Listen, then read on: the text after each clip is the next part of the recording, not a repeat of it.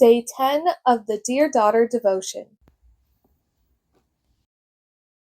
Today's devotion title is Beautiful with Salvation. If you want to read more Bible verses that go with this devotion, then you can read Psalm 149 verses 4 to 6. If you want to read those, then go ahead. We'll start off with a Bible verse and then we'll go into the devotion. He will beautify the meek with salvation. Psalm 149, verse 4. Girls like to beautify things, don't they?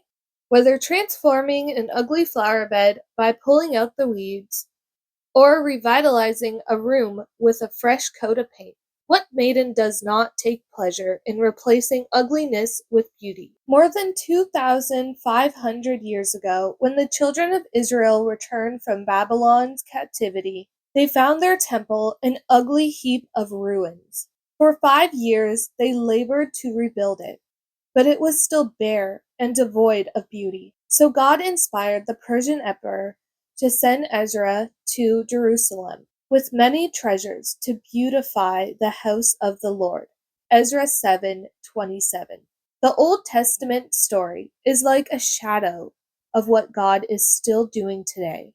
He is still beautifying his house, which is the church. He sent his son as a love gift to save and heal and restore the beauty of life.